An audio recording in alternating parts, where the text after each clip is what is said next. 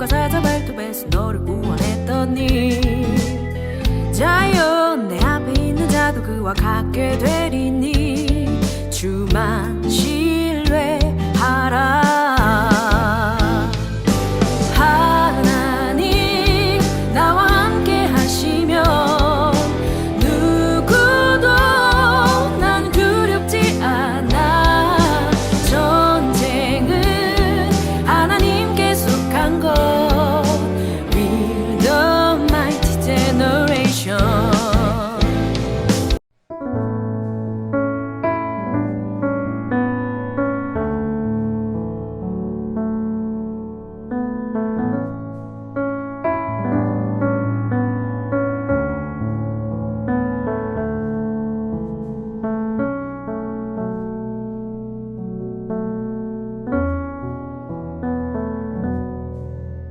여호와여, 나의 대적이 어찌 그리 많은지요. 일어나 나를 치는 자가 많으니이다. 많은 사람이 나를 대적하여 말하기를 그는 하나님께 구원을 받지 못한다 하나이다. 여호와여, 주는 나의 방패시요 나의 영광이시요 나의 머리를 드시는 자시니이다. 내가 나의 목소리로 여호와께 부르짖으니 그의 성산에서 응답하시는도다. 내가 누워 자고 깨었으니 여호와께서 나를 붙드심이로라. 천만인이 나를 애워싸 진친다 하여도 나는 두려워하지 아니하리이다. 여호와여, 일어나소서. 나의 하나님이여, 나를 구원하소서. 주께서 나의 모든 원수의 뺨을 치시며 악인의 일을 꺾으셨나이다. 구원은 여호와께 있사오니 주의 복을 주의 백성에게 내리소서. 아멘. 우리 인류는요, 지금까지 자기 자신을 본능적으로 보호하게끔 하나님이 그렇게 만드셨고 살아왔습니다. 외부의 공격으로부터 우리는 나 자신을 보호하려고 기를 쓰죠. 어쩌면 이게 사람의 본능일는지도 모르겠어요. 특히나 전쟁 가운데 보면은 우리 화면 속에서도 나타난 것처럼 공격을 하는 자는 손에 칼을 들고 있고 그 공격을 막아내야만 하는 사람은 그 손에 방패를 들고 있습니다. 자, 이런 것처럼 공격하는 무기도 중요하지만 공격하는 무기 이상으로 나 자신을 보호해야 하는 그런 장구의 발전도 아주 눈부시게 이루어졌다라는 것을 우리가 보게 되죠. 오늘날에는 우리 몸을 보호하기 위해서 만들어진 옷이 뭘까요? 방패를 들고 다니신다고요? 아니, 방패를 요즘 시대에 누가 들고 다녀요? 그렇죠. 방탄복이 있죠. 방탄복. 전쟁터에 나가는 군인들이 적군의 총탄으로부터 자신의 몸을 보호하기 위해서 입는 옷이 방탄복이죠. 이런 것도 이제 나날이 발전해 왔다라는 것을 우리가 보게 됩니다. 옛날에는 동물의 뼈나 나무를 갈아서 덧댄 형태로 이 자신의 몸을 감쌌어요. 그렇게 보호를 했단 말이죠. 그러다가 조금씩 더 어떻게 합니까? 사람이 발전해 나갈 거 아니에요. 그러다 보니까 그것이 갑옷의 형태로 이제 우리가 나타나게 됩니다. 우리나라에도 역사적으로 보면은 갑옷이 있었을까요? 없었을까요? 있었죠. 예, 맞습니다. 자, 제가 그림을 보여드리면은 조선 초기의 갑옷의 형태예요. 근데 얼핏 우리가 이제 사극이나 그런 모습들을 보면은 장군들이 이런 형태의 옷을 입고 있는데, 이게 어떻게 갑옷이에요? 그렇죠? 이거 겉으로 보기에는 천이잖아요. 근데 놀랍게도 이게 두정갑이라고 합니다. 두정갑이라는 갑옷인데 천 안쪽에 철판을 이 생선의 비늘처럼 덧대어서 안에 철판이 있는 거예요. 그러니까 서양의 갑옷은 겉에 철판이 있는데 비해서 우리나라의 이 갑옷이라고 하면은 안에 철판을 대고 겉은 천으로 감싼 그런 형태가 바로 우리나라 초기의 두정갑이라는 갑옷입니다. 자, 여기에서 우리가 한 가지, 그러면은 성경에도 갑옷과 관련된 단어가 나올까요? 나오죠. 뭡니까? 전신? 갑주. 맞아요. 전신갑주라는 단어가 나와요. 자, 여러분 전신갑주 하면 딱 떠오르는 게 이런 형태의 갑옷이죠. 전신, 그야말로 머리부터 발끝까지를 철갑을 두른 형태의 갑옷을 입은 병사 또는 군인을 우리가 전신갑주를 취했다 또는 전신갑주를 입었다라고 이야기하지만, 사실은 보시는 이 전신갑주는 13세기와 15세기 사이에 유럽에서 사용했던 유럽식 갑옷입니다. 그럼 성경 시대에는 이런 갑옷이 있었어요? 또 자신감이 없으셨어요. 성경 시대는 이런 형태의 갑옷이 없었어요. 근데 어떻게 전신갑주라고? 그럼 잘못 번역을 했느냐? 아니요, 그렇지 않습니다. 자, 이 전신갑주라는 말에 우리 밑에 보시면은 우리 한번 따라해 볼까요? 파노플리아. 자, 이 파노플리아라고 히브리어로 표기를 하는 이 전신갑주의 의미는 완전 무장입니다. 전신갑주를 우리가 우리말로 이렇게 번역을 한다고 하면은 완전히 무장해라라고 하는 거죠. 우리가 대표적으로 잘 알고 있는 에베소서 성경의 전신갑주에 관한 이야기가 나타납니다. 우리 특별히 에베소서 6장 13절의 말씀이죠. 우리 함께 화면을 보시고 읽습니다. 그러므로 하나님의 전신갑주를 취하라. 이는 악한 날에 너희가 능히 대적하고 모든 일을 행한 후에 서기 위함이라. 아멘. 자, 여기에서 이 파노플리아 전신갑주라는 말, 앞서도 말씀드린 것처럼 유럽의 갑옷 그런 형태, 철땡이를 두른 그런 모습이 아니라 성경이 말하고자 하는 것은 완전한 무장을 이루어라 라고 하는데, 그럼 그 완전한 무장이 무엇이냐? 에베소서 6장 말씀이 쭉 나와요.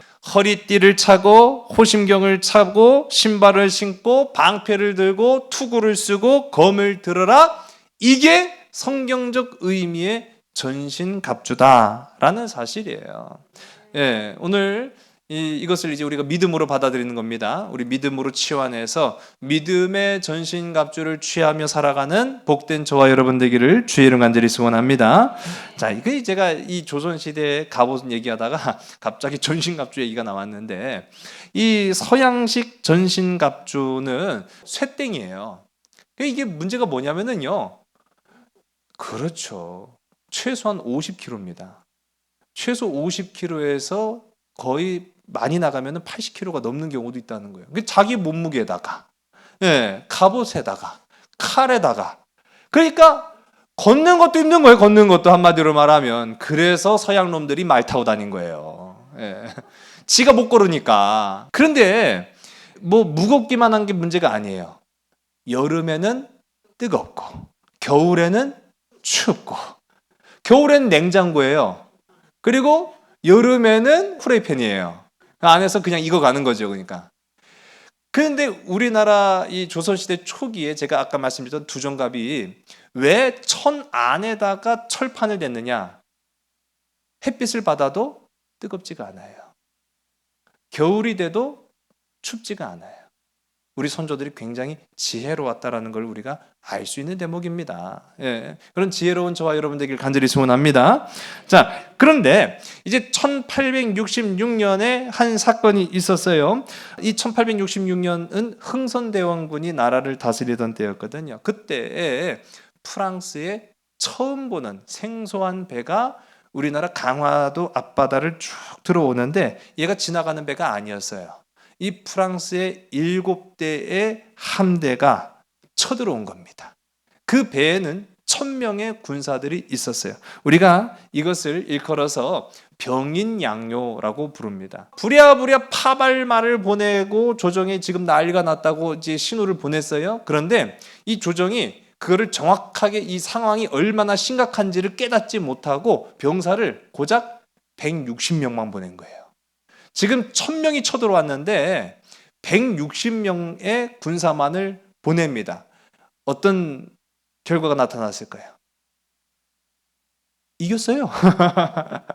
자, 치열한 접전이 벌어집니다. 치열한 접전이 벌어졌는데 이길 수 있는 중요한 요인 중에 하나는 우리가 이제 불굴의 의지로 싸웠던 것이 하나 있고, 두 번째로는 성벽을 놓고 싸웠습니다. 그러니까 우리는 성벽 안에서 싸웠던 거고 이 프랑스 군대는 이 강화도에 있는 성벽을 넘으려고 길을 쓰다가 이제 많은 사상자를 내고 마침내는 패하여 이제 도주를 하게 됐어요. 자, 이런 사건이 있은 후에 흥선대원군이 야, 이런 양놈들이 또 쳐들어올 수 있겠구나.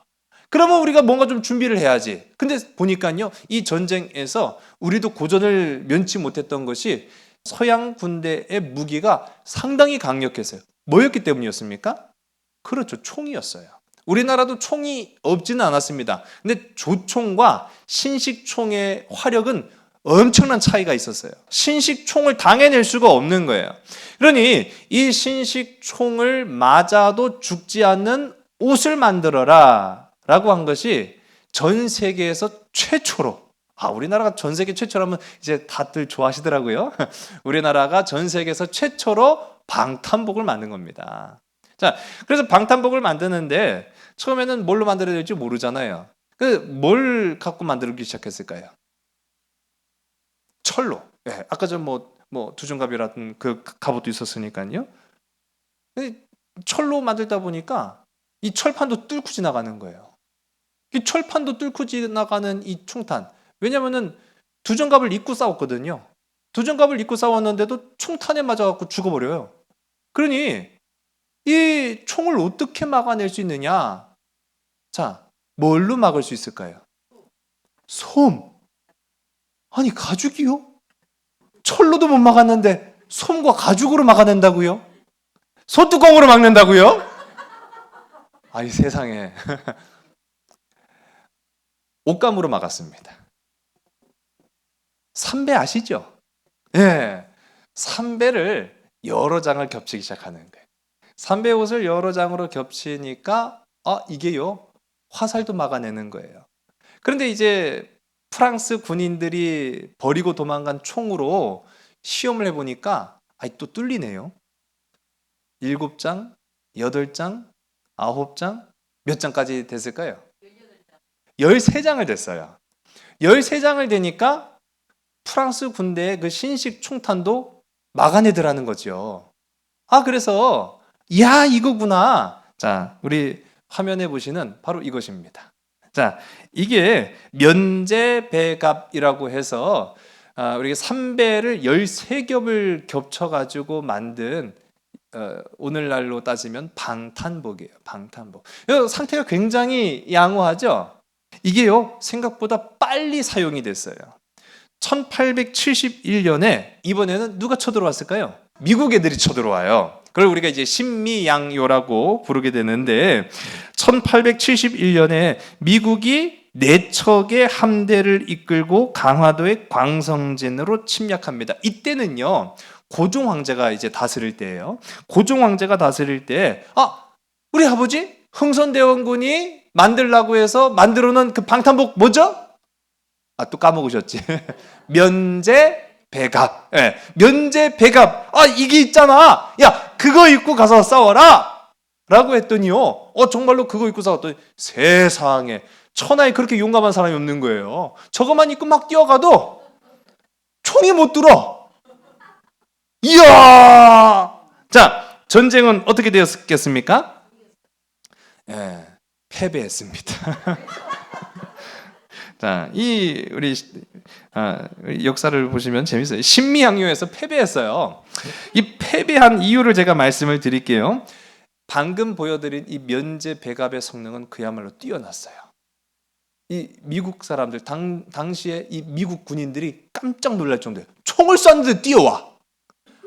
안 맞은 줄 알았는데 또 쏘니까 분명히 맞았어. 그런데 계속 뛰어와. 이런 애들이 다 있지? 알고 보니 그 옷에 놀라운 성능이 있었던 거예요. 면제배갑을 입었더니요, 총이 뚫지를 못하는 거죠. 그런데 왜 졌느냐? 막을 방탄복은 있었는데 싸울 도구가 없었어요. 총을 상대할 만한 뛰어난 무기가 있지 않았습니다. 결국은 이 면제배갑을 입고도 신미양요에서 패배를 했어요. 잘 막았는데, 참 막아내는 것까지는 좋았는데 승리할 수는 없었어요.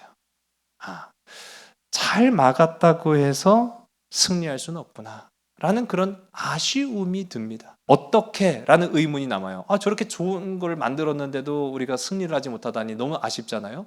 어떻게 적의 공격에 맞서서 그럼 과연 승리할 수 있을까? 라는 그런 생각들을 우리가 갖고 있으면서 이제 오늘 우리 로마 시대로 한번 들어가 보도록 하겠습니다. 우리 13번째 시간인 거 아시죠? 자, 로마 제국의 이제 13번째 시간을 갔는데 지난 시간 그토록 로마를 아주 힘들고 괴롭게 했던 황제가 죽었죠. 누가 죽었습니까?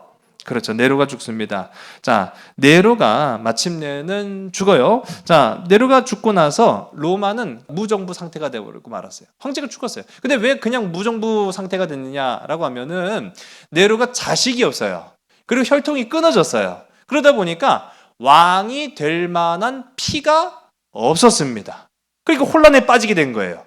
원로원 400명들도 어쩔 줄 몰랐고 또 군대도 휘청거릴 수밖에 없었습니다. 왜 휘청거렸겠어요? 네로가 돈을 다 써버렸어요. 군 기강이 그냥 바닥을 치고 말았습니다.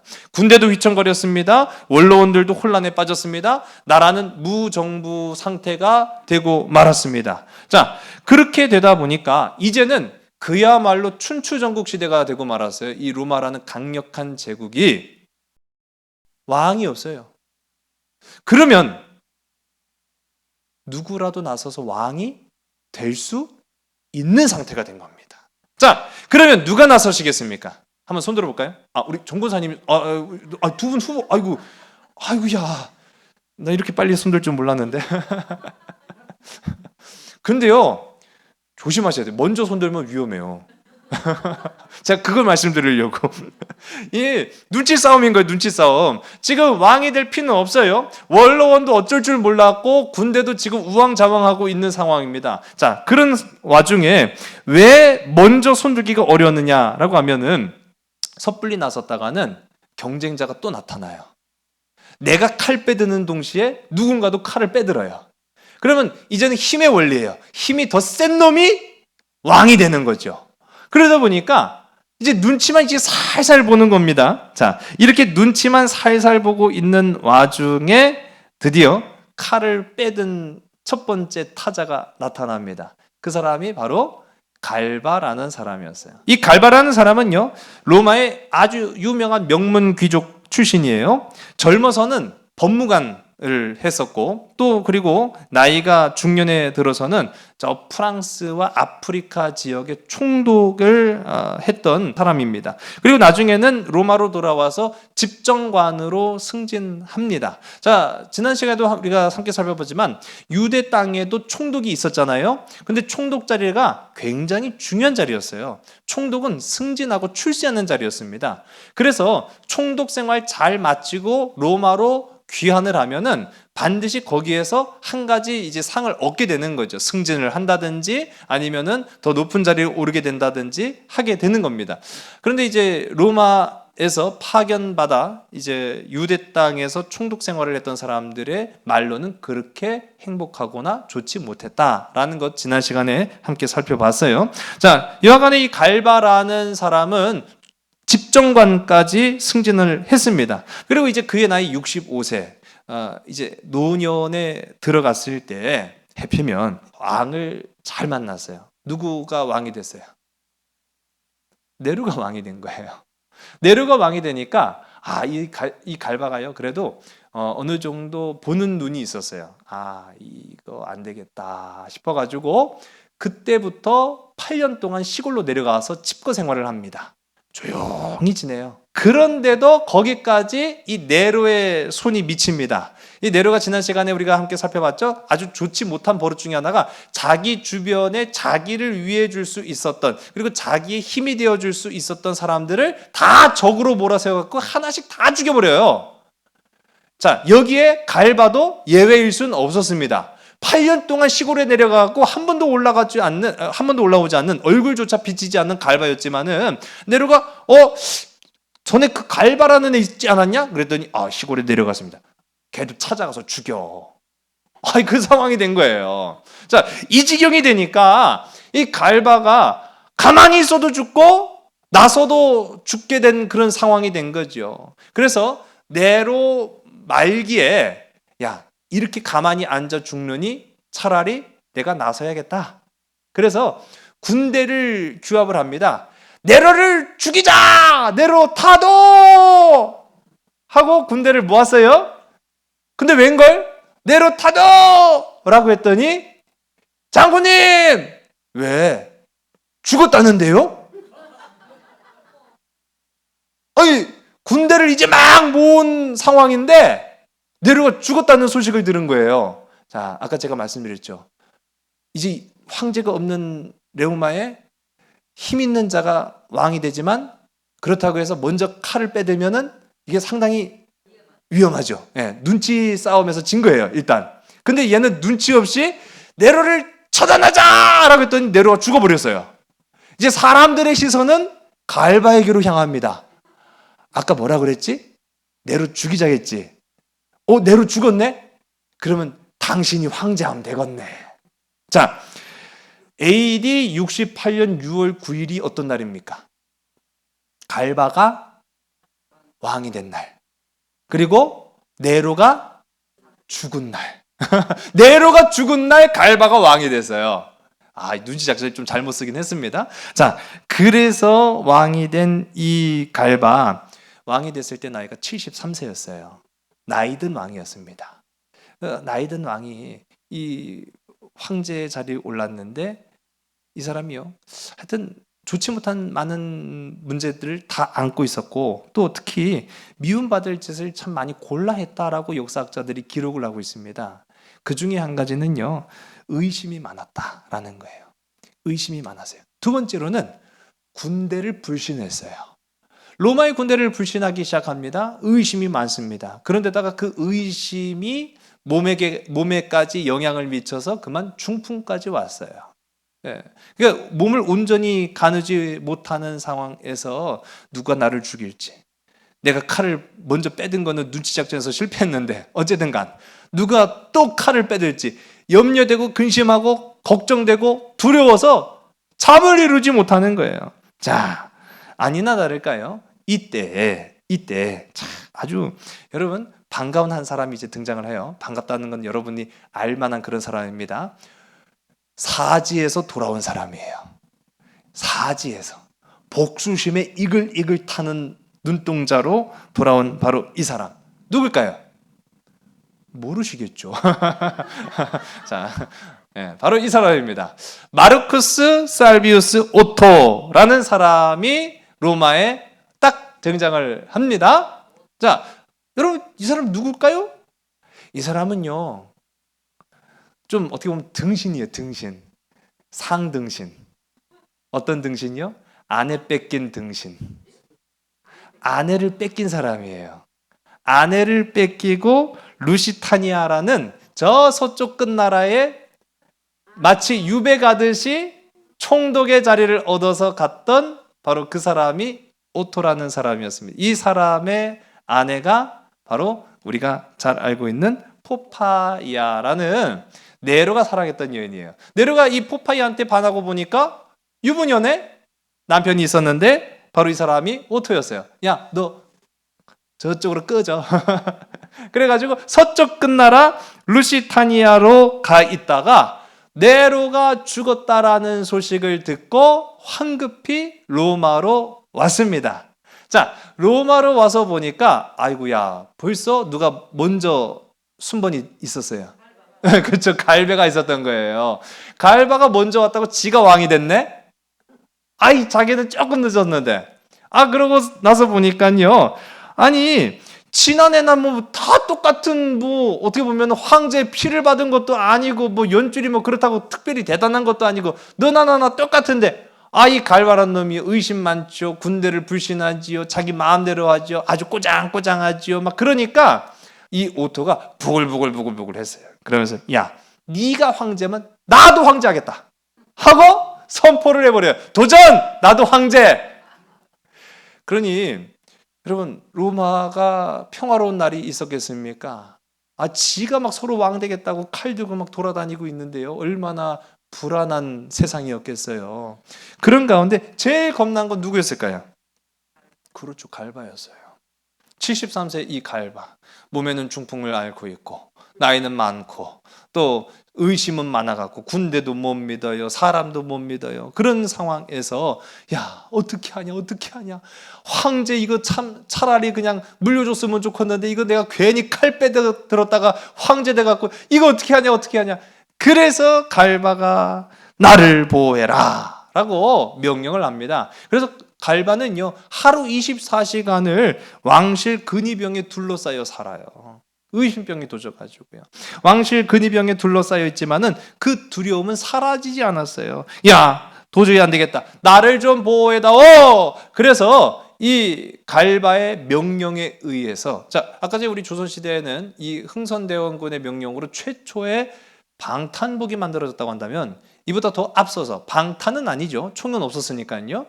칼을 막아내는 방검복을 만드는데 갈바의 명령에 의해서 자, 뭐를 겹쳤을까요? 옷감을 겹칩니다. 몇 장이요? 그렇죠. 이제 아시겠죠? 자, 18장의 옷감을 재밌어요. 18장의 옷감을 그냥 겹친 게 아니라 이 식초와 소금에 절여요. 식초와 소금에 절여서 그거를 압착을 시켜 놓으면 뭐 철판보다 더 단단하다라고 뭐 저는 확인해 보지는 않았습니다만은 그래서 옷감이 굉장히 딱딱하고 단단해집니다. 어떠한 칼도 사실은 18겹의 옷감을 뚫지는 아마 못했을 것 같아요. 그렇게 옷을 만들어서 입고 다녔어요. 갈바가. 자, 그런데 더 놀라운 사실은 그렇게 자기를 보호해 줄 수 있는 옷을 만들어 입었음에도 불구하고 갈바가요, 이 옷을 입으면서 그런 말을 했대요. 아휴, 이거 입어도 죽겠지? 그렇게 이제 생각을 한 거예요. 이거 입어도 죽겠지? 이렇게 생각을 해서요. 자, 마침내 오토의 군대에 둘러싸이게 돼요. 백주대낮에. 그리고 갈바는 신의 한복판에서 사지가 찢겨 죽습니다. 비참하죠. 칼 잘못 빼들어서 조금만 더 참지. 예. 자, 그래서 갈바는 그렇게 생을 마감했는데, 자, 밑에 보시는 221은 무슨 숫자일까요? 황제로 있었던 날수입니다. 221일. 불과 221일밖에 왕이 되지 못했어요. 73세 황제에 올라서 73세 황제로 죽습니다. 그러면 갈바를 죽인 누가 이제 왕이 됐어요? 그렇죠. 이 사람 역전의 사나이입니다. 황제에게 아내를 빼앗겼던 사람이 황제가 된 사람이에요. 이 드라마틱하죠. 자, 이 오토가 왕이 됐어요. 왕이 된 오토를요, 처음에는 원로원들조차 의심했어요. 아니, 그 왕자리 뺏어 먹은 놈치고 잘할 놈이 별로 없을 거 아니에요. 그런데 오토는 생각보다 상당히 왕을 잘 수행해 나갑니다. 왕으로서의 행정 능력을 잘 펼쳐요.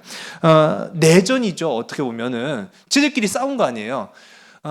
또 내전이 일어나지 않으리라는 법 없지 않겠습니까? 그러니 이 내전이 이어지지 않도록 최선을 다해 국정 운영을 하는데 혼신의 힘을 발휘를 합니다. 그런데요, 이미 이 로마는요 엎질러진 물이었어요. 그러니까 여기저기에 불안 요소가 있었습니다. 지금 오토 자신도 야, 네가 왕? 그럼 나도 왕! 도전! 그래가지고 왕 된 사람이잖아요. 그러니 누구라고 왕 하고 싶은 마음이 있으면 못 하겠습니까? 독일 지역에 주둔하고 있던 라인강 주변에 이 라인강 이 군단이 비텔리우스라는 사람이 있어요. 보시면은 이분 좀 넉넉하게 생기셨죠? 자, 이 넉넉하게 생겼던 비텔리우스라는 장수가 야, 8개월 만에 왕 바뀌었다며? 뭐 이 개판이구만. 그럼 나도 왕이겠다 야. 그래가지고 군단을 이끌고 내려오기 시작합니다. 참 이거는 어떻게 막을 방법이 없어요. 자, 그런데 이 비텔리우스가 참 재밌어요. 비텔리우스는 존경하는 사람이 있습니다. 누굴 존경했을까요? 이 비텔리우스는 네로를 존경해요. 네로파입니다. 네로파요. 네로파라서 어떻게 보면은 정치적인 성향이 또 오토와는 상당히 또 달라요. 갈바와도 달랐어요. 그런 이 네로파의 비텔리우스가 군대를 이끌고 내려왔는데 갈바가 군대를 많이 의심했다고 아까 말씀드렸잖아요. 갈바와 군대가 등을 돌린 거예요. 갈바와 군대가 등을 돌리다 보니까 그 등 돌린 군대가 오갈 데가 없어요. 자기 주인을 찾아서 군대가 방황합니다. 그렇게 방황했던 세 개의 군단들이 있었거든요. 이 프랑스의 한 개의 군단이 있었고 영국의 한 개의 군단이 있었고 그렇게 한 세 개의 군단이 비텔리우스 편에 붙어요. 우리도 당신 편이 되겠습니다. 라고 해서 몸집을 불려가지고 로마를 향해서 이제 진격해 내려오기 시작하는 거예요. 자, 그러니 오토 입장에서는 이건 막아내지 않을 수가 없는 거죠. 막아내는 그런 과정 속에 불과 2달 만에 이 오토가요 박살이 납니다. 예. 이 비텔리우스가 어마어마한 군단을 이끌고 내려오니까요 인력으로도 어떻게 할 수가 없었던 상황인 거예요. 밑에 있는 숫자가 뭐라고요? 예. 이 오토의 황제로서의 재위 기간은 불과 91일 만에 군대를 다 잃었어요. 참 이 오토 불쌍한 사람이에요. 아내 뺏겼죠. 황제 됐는데 이거 2달 조금 지나가갖고 전쟁했는데 졌죠. 군대도 없죠. 결국은 이 오토는 자살로 생을 마감합니다. 그래서 그 자리를 이제 우리가 방금 말씀드렸던 것처럼 비텔리우스라는 장수가 이제 왕이 돼요. 이 비텔리우스가 좀 넉넉하신 그 인품과 함께 굉장히 게으른 성격을 가지고 있어가지고 전쟁을 했는데 사실상 자기는 전쟁 때 나가지도 않았어요. 군대만 보냈어요. 그 자기는 뭐 하고 있었을까요? 그렇죠. 놀았어요. 먹어라, 마셔라, 부어라. 그러고 있는 와중에 장군님, 왜? 이겼습니다. 전쟁에서 이겼습니다. 그래요? 그럼 갈까? 그런 식인 거예요. 한마디로 말하면은 사태가 다 수습돼 갖고 황제 개선식만 이제 남겨놓고 있는 와중에 그제서야 이제 먹고 마시다가 이제 온 사람이 이 비텔리. 그러니까 한마디로 운빨이 끝내주는 사람이에요. 자기는 전쟁 때 한 번도 나가보지 않고요. 또 전쟁 하겠다고 선포하니까 막 군대들이 막 덕지덕지 붙어갖고 우리도 당신 편이 되겠습니다. 그래가지고 당신이 우리의 황제가 되십시오라고 해서 이 비텔리우스가 황제가 됩니다. 69년 4월 17일에 이제 황제가 됐어요. 근데 문제는 뭐냐면 이 행운의 사나이 비텔리우스는 사실 황제감은 아니었어요. 황제감과는 상당히 거리가 멀었습니다. 어떻게 보면 오토가 더 열심히 했던 거예요. 오토는 열심히 하는 그런 모습이라도 보였는데 이 비텔리우스는요 내전의 상처는 수습하지 않고 그저 자기가 먹고 즐기는 일에만 몰두합니다. 그래서 안 그래도 바닥이 난 국고를 완전히 바닥내고 있는 거예요. 그런 완전히 바닥내고 있는 상황에서 어쩌면 이 로마 시민들이 왕을 걱정하는 지경에 이르기까지 된 거예요. 야, 이거 큰일 났는데 저러면 이제 어떻게 답이 없는데 그렇게 하고 있는 와중에 로마 시민들을 결정적으로 분노하게 만든 사건이 발생합니다. 내전의 결과로 비텔리우스가 왕이 됐잖아요. 그럼 누구랑 누구가 지금 싸운 거예요? 로마 군대와 로마 군대끼리 싸운 거예요. 자기들끼리 싸운 거죠. 한마디로 하면 자기 국민들과 싸운 거예요. 자, 자기가 왕이 돼요. 비록 상대편에 있었던 군인들이었고 장수일지라도 내 국민이고 내 백성이잖아요. 어떻게 해야 되겠습니까? 보호해줘야죠. 용서해줘야죠. 품어줘야죠. 근데 이 비텔리우스는 장군님, 이 패잔병들을 어떻게 할까요? 걔들 다 죄인으로 쳐넣어. 군단 전체를 죄인 취급을 하고요. 죄수로 전락시켜버리고 강제 동원, 강제 노역을 시켜버립니다. 그러니까 군인들과 가족들이요 분노에 휩싸였어요. 이건 아닌데 이런 상황이 된 거죠. 자, 그때 뚜둥하고 자 마침내 이제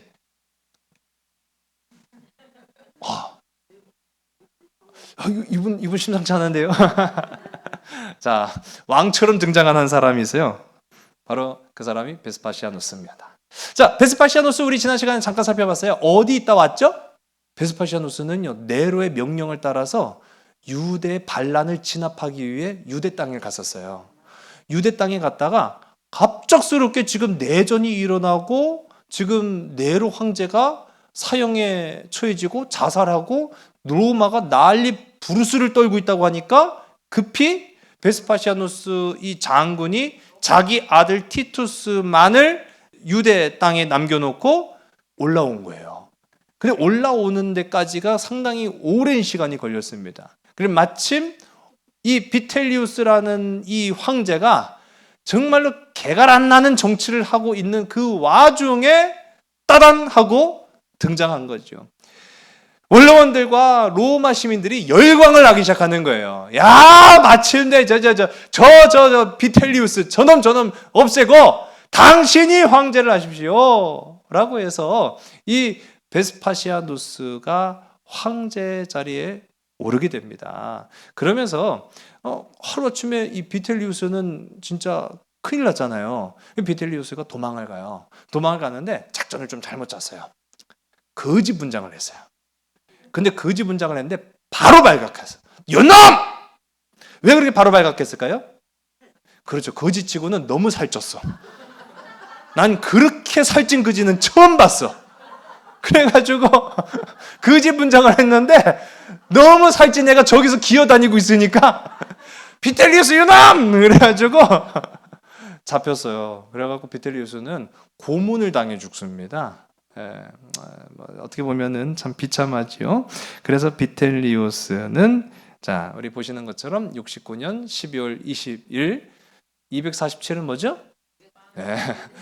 왕으로 있는 기간이 불과 247일이었습니다. 자, 이 247일 동안의 재위 기간을 마치고 끝내 이제 죽임을 당하게 된 거죠.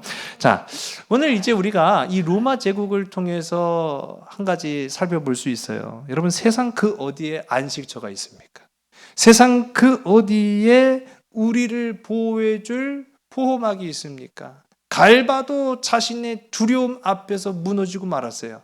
18겹의 옷감과 철을 덧댄다 해도 그 두려움까지는 막아내지 못했다라는 것을 보게 돼요. 아무리 힘과 권세가 나를 둘러 진친다 해도 나를 보호하지 못했다라는 것을 이 로마의 역사를 통해서 우리가 봅니다. 그러나 우리는 이제 말씀을 통해 확인할 수 있지요. 자, 우리 그리스도인에게는 전신갑주가 있다라는 사실. 할렐루야. 자, 우리 한번 따라볼까요? 말씀의 전신갑주, 기도의 전신갑주, 성령의 전신갑주. 할렐루야.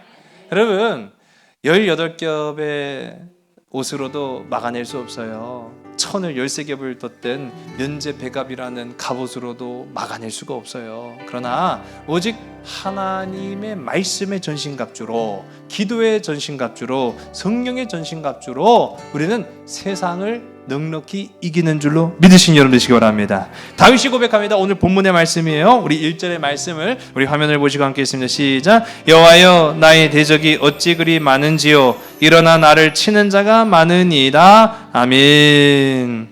나의 대적이 너무너무 많습니다. 여러분, 한 사람만 나를 대적하려고 해도 우리는 두렵고 떨리고 염려되고 걱정돼요. 그런데 지금 다윗의 상황 앞에는요, 한두 사람이 아니라 수많은 적군이 둘러싸서 이 다윗을 죽이려고, 다윗을 잡으려고 애를 쓰고 있는 와중에 다윗은 두려울 수밖에 없었어요. 염려될 수밖에 없었어요. 그러나 이 다윗이 이 같은 걱정과 염려를 떨쳐내는 데는 오직 유일한 힘이 되시고 능력이 되시고 그의 삶의 방패가 되시는 하나님을 의지했다라는 사실이에요. 그대로 우리에게 적용이 되는 줄로 믿으시기 바랍니다. 다윗의 하나님은 곧 나를 보호하시는 하나님이신 줄로 믿으시기 바랍니다. 다윗과 함께 하셔서 승리하게 하시는 하나님은 나와 함께 하셔서 나를 승리하게 하시는 하나님이신 줄로 믿으신 여러분 되시기 바랍니다. 그래서 다윗이 힘을 얻게 돼요. 우리 5절과 6절, 우리 두 절의 말씀을 우리 함께 읽습니다. 시작. 내가 누워 자고 깨었으니 여호와께서 나를 붙드심이로다. 천만인이 나를 에워싸 진친다 하여도 나는 두려워하지 아니하리이다. 아멘. 천만인이 나를 둘러싼다 할지라도 하나님 걱정이 없습니다. 염려 하나 하겠습니다. 두려워하지 않겠습니다. 하나님이 나를 붙드셨기 때문입니다. 할렐루야. 여러분, 그렇게 될 줄로 믿습니다. 그것이 바로 전신갑주를 취하는 자의 삶의 태도라는 거예요. 우리 다시 한번 따라볼까요? 진리의 띠를 띠겠습니다. 의의 호심경을 차겠습니다. 복음의 신을 신겠습니다. 믿음의 방패를 취하겠습니다. 구원의 투구를 쓰겠습니다. 성령의 검을 들겠습니다. 여러분, 이렇게 될 줄로 믿습니다. 세상 그 어떠한 것보다도 이 말씀의 전신갑주를 통해서 세상을 넉넉히 이길 수 있는 복된 저와 여러분 우리 모두가 되기를 주의 이름 간절히 소원합니다. 기도하시겠습니다. 아버지 하나님, 오늘 우리 삶 앞에는 파도와 같이 밀려오는 세상 걱정과 두려움과 염려가 있습니다. 아버지, 13겹의 면제 배갑으로도 막을 수 없었고 18겹의 그 옷감으로도 막아내지 못했던 두려움, 그러나 오직 나와 함께 하시는, 나를 보호하시는 방패가 되시고 나의 영광이 되시는 여호와로 말미암아 다윗과 같이 힘을 얻고 용기를 내서 세상을 향해 나아가는 주의 강한 군사들이 되게 인도하여 주시옵소서. 진리의 띠를 띠겠습니다. 의의 호심경을 차겠습니다. 복음의 신을 신겠습니다. 믿음의 방패를 취하겠습니다. 구원의 투구를 쓰겠습니다. 성령의 검을 들겠습니다. 이 두려운 세상을 두려워하지 아니하도록 하나님께서 함께 하시고 승리를 이루어 많은 복되고 아름다운 열매와 결실이 우리 모든 믿음의 지체들의 삶 속에 쏟아지게 하여 주시옵소서. 모든 것을 주께 온전히 의탁하오며 참사랑 되시는 예수 그리스도의 이름으로 감사하며 간절히 기도드려 싸움나이다. 아멘.